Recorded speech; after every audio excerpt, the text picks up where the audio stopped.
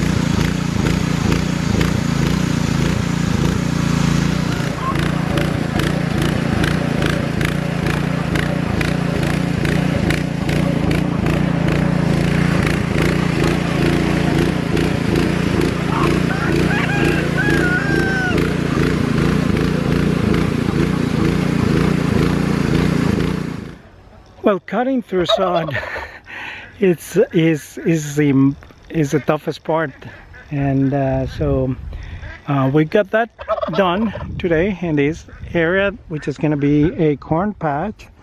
So it's the first pass with the tiller,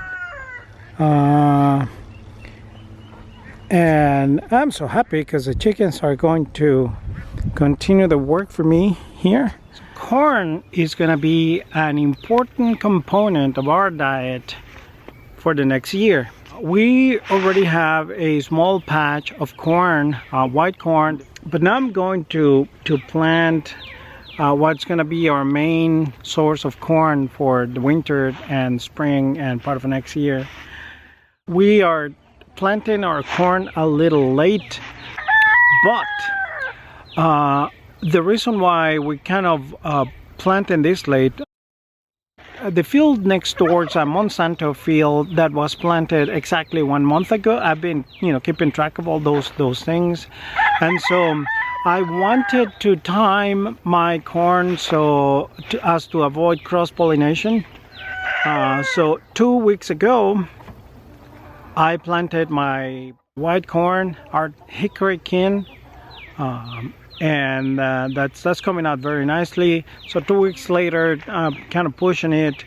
I'm just about to plant my main crop of corn, and this is going to be some more dent corn and blue claridge.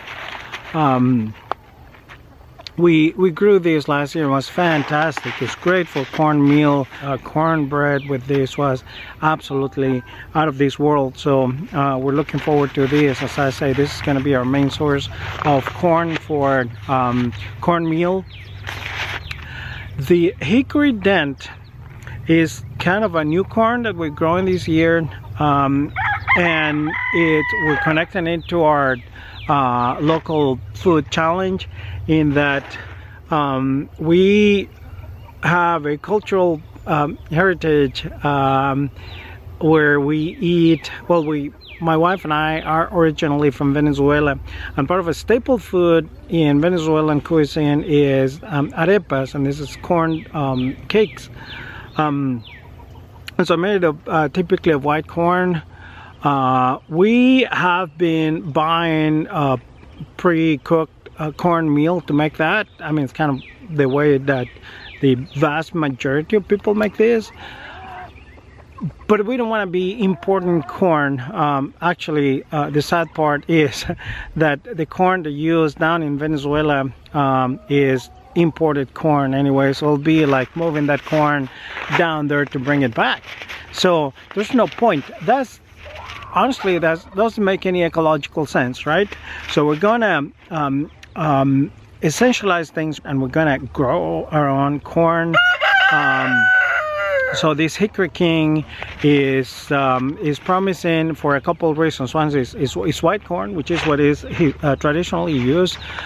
Second is easy to peel, although I'm kind of moving more towards whole cornmeal. And so we're going to be experimenting with that, but at least we'll have that.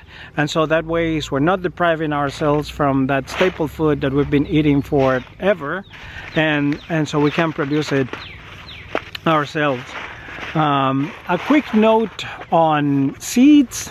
We live in the Mid-Atlantic region, specifically in the state of Virginia. Well, we're very close to one seed company. It's called Southern Exposure Seed Exchange, from which we buy most of our seeds. The majority of our seeds come from there. Why do we prefer this company? Well, first of all, because it's local, but more importantly is that the seeds that they sell are seeds that are proven to work in this region, in this area, and so far that has been the case. We've been buying from them for years, and everything has always been successful. So anyways, since I have a 36 by 36 plot to plant with corn, I'm gonna do one pass with the tiller, get this ready, plant that corn tonight, and so I'll leave you with a time lapse of that event.